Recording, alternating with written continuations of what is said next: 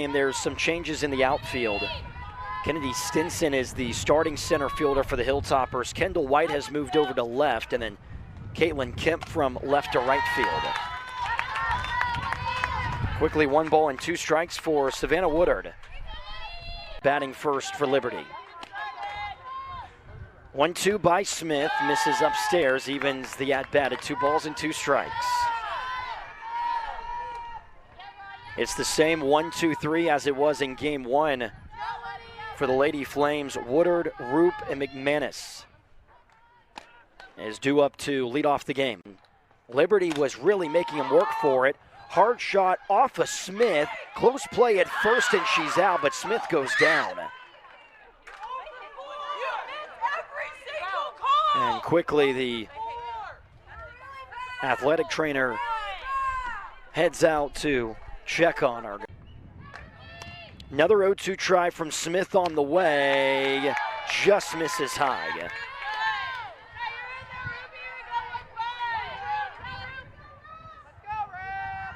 That home run by Roop in the first inning of game 1 was her 7th of the year.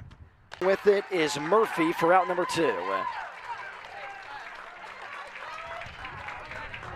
Perfect start for Ryland Smith. 2 up and 2 down on some of the best hitters in Conference USA, and that gives way to Bryn McManus.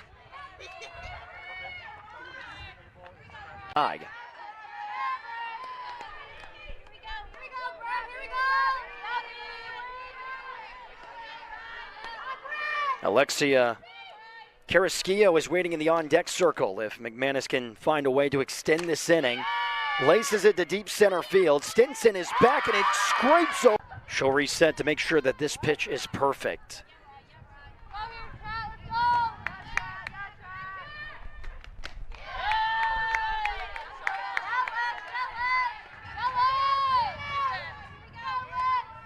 Carrasquillo also on top of having 3 home runs to begin the season. Morgan Sharp takes one away, 2 balls and 1 strike. Sharp is second on the team in batting average at .329. Takes another pitch outside. 3-1.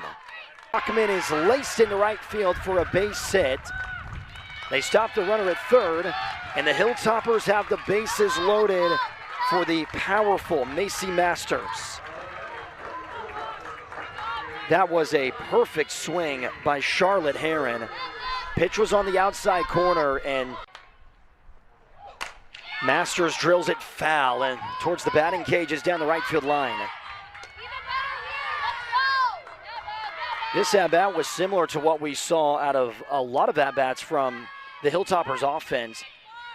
They obviously didn't get enough hits, just 2 in the game, but they were putting up a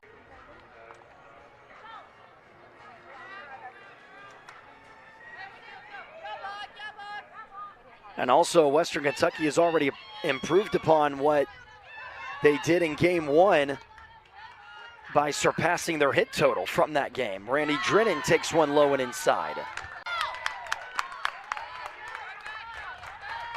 No balls and 2 strikes for Murphy.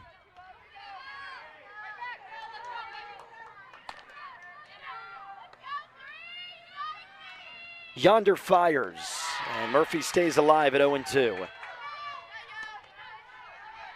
Yonder misses up and in, and it's 2 balls and 2 strikes. Let's go, Kay. Gas pedal.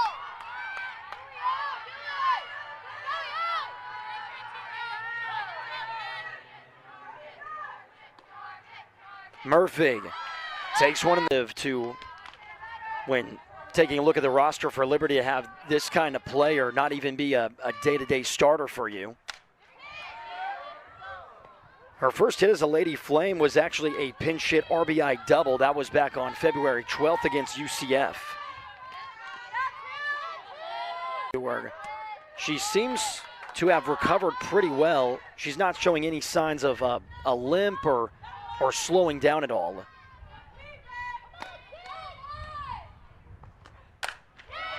Deep drive to center field. Stinson's back at the warning track, and Liberty has another home run. There is just so much pressure when Madry is up to not allow her to get on first base. There's pressure on the infield because you have to get it out of your glove quickly, but then if you get to first, it's pretty much a double for her most of the time.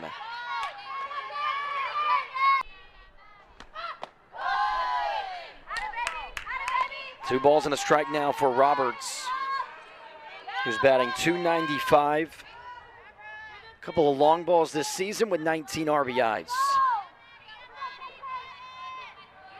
A really nice bat to have towards the bottom. Dorsch takes one outside, 1 ball and no strikes.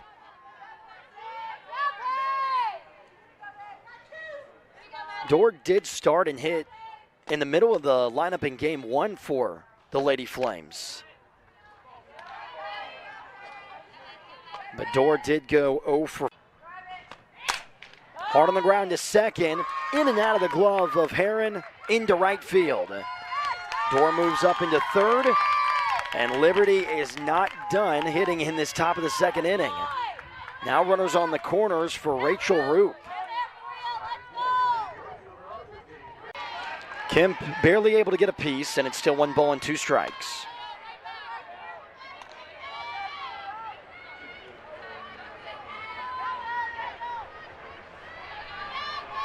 Usually when Yoder is not walking people, though, that's when she's at her best, that's when everybody's at her best. Hooper played on a hop at shortstop. Bang, bang play, but Liberty ends up getting the out. Smooth hoppers, they are one of the strongest programs in Conference USA, and they have a real shot at winning the Conference USA tournament this year. So meeting is over with between Drennan and Wood.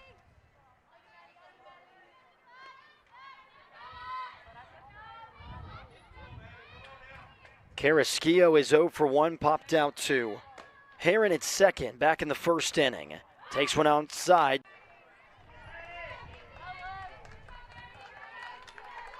Hinault, last time that she was up, she worked a leadoff walk and then later scored on a 2-run home run. First pitch out of the hand from Smith is a swing, possibly even better if the Hilltoppers are able to score a run in the bottom of the third. I mean, you got to be feeling pretty good if you're able to get out of certain situations like this against a great lineup. 3-2 is roped, hooking foul.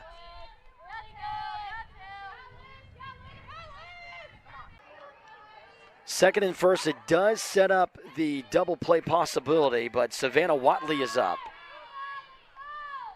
Watley smacked her first home run of the season in the top of the second. Lifts this one out of play down the left field line.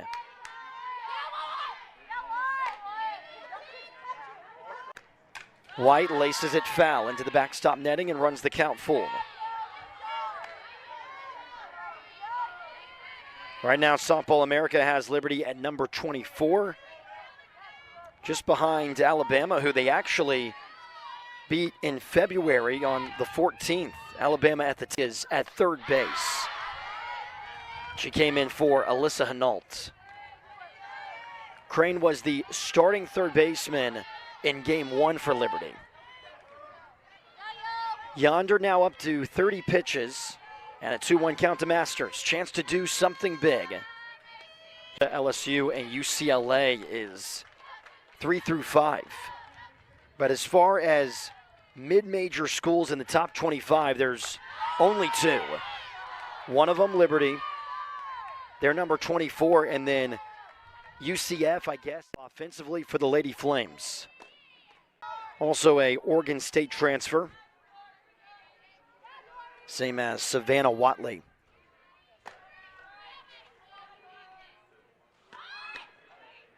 Shows bunt again, this time it misses away. Looking to, as we get into conference play, get up to 20 RBI. She's at 18 right now, but a ball in the gap or down the line can definitely get her up to 20.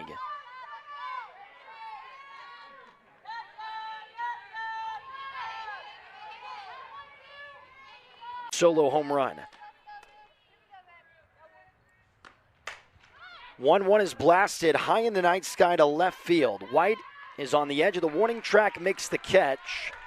So after back-to-back singles, a strikeout and a flyout keeps the runners at second and first.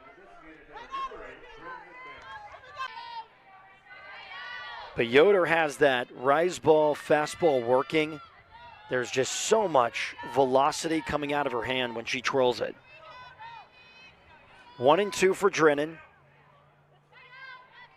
Yoder fires, line drive, but foul into the corner down. Finally into the hit column for this evening and in this series. Just got a fastball that it didn't have a lot of movement, and it was dead red down the middle.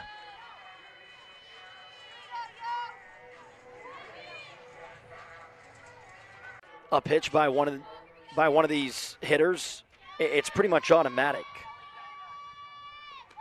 Kaylin Kim shows bunt, pulls it back for ball one as it landed near her back foot. So 1 ball and no strikes. Just mentioned how Kemp had a strike at the top of the lineup and possibly have a couple of runners on base if Kemp can find a way to get on base.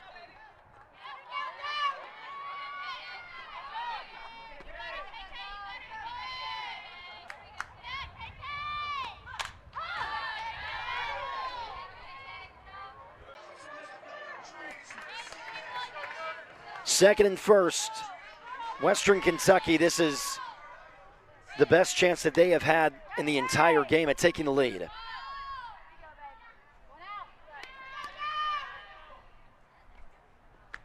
Kendall White takes strike one. First game for these Liberty pitchers. So Morgan Sharp is now up with 2 outs, still second and first. It's now 0-2.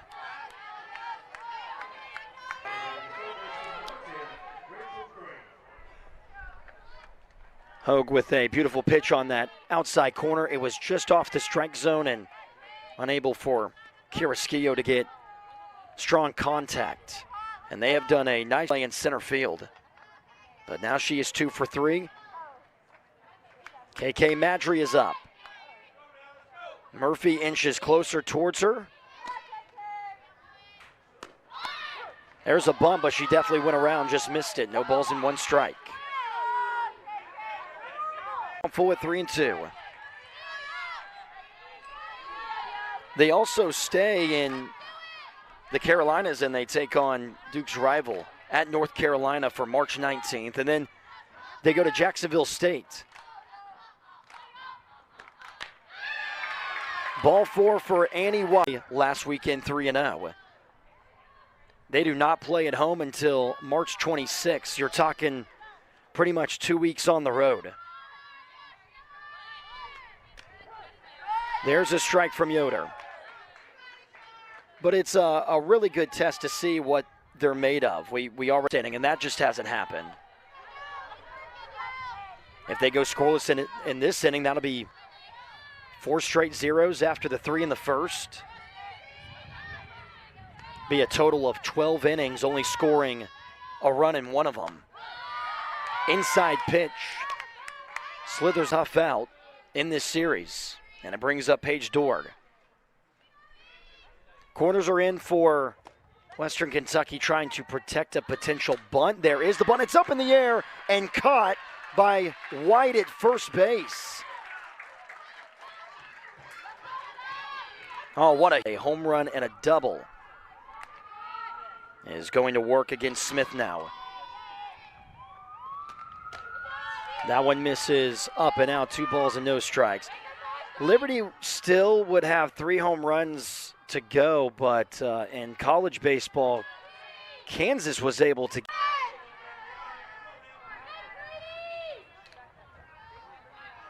So here is now Rachel Crane. She did not start this game, came in for. Now she takes one high and outside for Alyssa Hinault at the hot corner. She did start in game. Second out in the top of the 6th.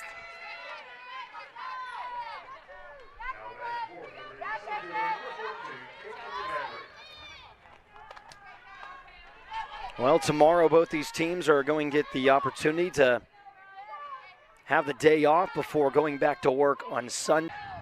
She is at 9 strikeouts, 2 shy of her career high. Katie Murphy takes strike 1.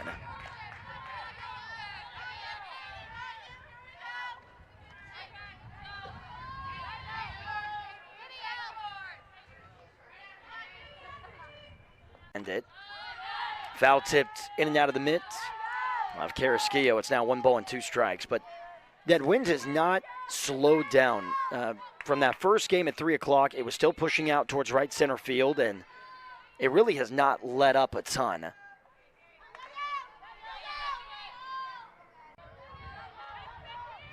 Or it's their longest winning streak since getting to that 15 mark.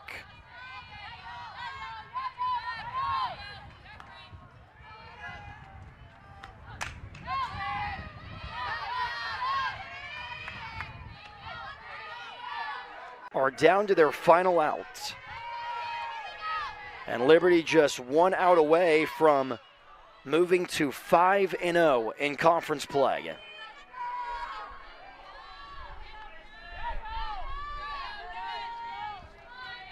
Macy Masters is up.